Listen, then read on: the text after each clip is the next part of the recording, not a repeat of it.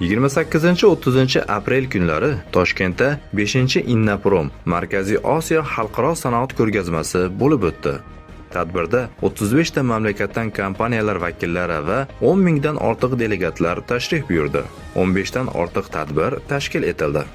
Ularda ixtisoslashgan munozaralar ishtirokchilari sanoatni rivojlantirishning zamonaviy muammolari va imkoniyatlarini aks ettiruvchi asosiy va dolzarb mavzularni muhokama qildilar. Ko'rgazmaning birinchi kunida O'zbekiston prezidenti Shavkat Mirziyoyev va Rossiya Federatsiyasi hukumati raisining birinchi o'rinbosari Denis Manturov Rossiya sanoat va savdo vazirligining 17 ta hudud vakillaridan iborat jamoaviy ekspeditsiyasiga tashrif buyurdi. Rossiya ekspeditsiyasida KAMAZ, Rostes, Transneft, Rosatom, Transmash Holding va boshqa soha yetakchilarining mahsulotlari o'rin olgan. O'zbekiston va Rossiya o'rtasida 15 ta shartnoma va memorandum imzolandi.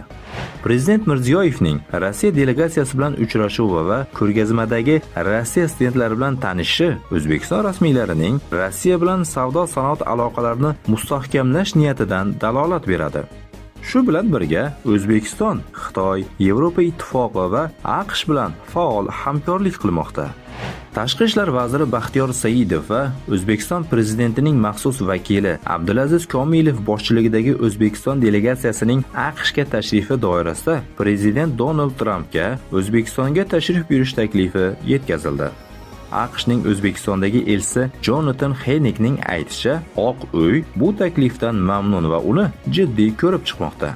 Markaziy Osiyo respublikalari mustaqillikka erishgandan beri hech bir Amerika prezidenti mintaqaga tashrif buyurmagan. Agar Tramp Ostonaga emas, Toshkentga kelsa, O'zbekiston mintaqaviy yetakchi maqomiga ega bo'ladi. Tramp ma'muriyati Mirziyoyev rejimi bilan faol aloqani davom ettirmoqda va bu aloqa uzluksiz bo'lishi uchun hamma narsani qilmoqda. Amerika tushunib turibdiki, Moskva Toshkentdan osonlikcha voz kechmaydi. Mirziyoyev Amerikaning imkoniyatlarini yaxshi biladi va shuning uchun ham kuchliroq o'yinchi tomon intiladi. Ayni paytda Amerika va Rossiya mintaqadagi o'z manfaatlarini himoya qilish uchun O'zbekistonni o'z nazoratiga olishga harakat qilmoqda.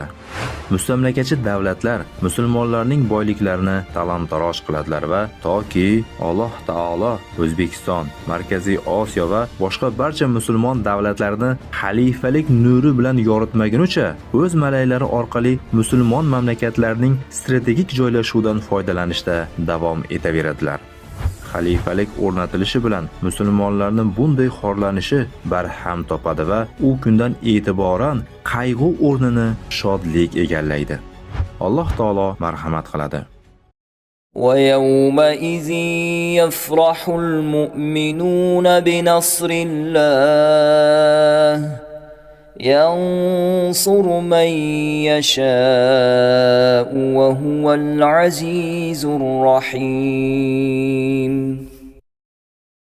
O'sha kunda mu'minlar Alloh g'olib qilgani sababli shodlanurlar. Alloh o'zi xohlagan kishini g'olib qilur. U qudrat va rahm shafqat egasidir.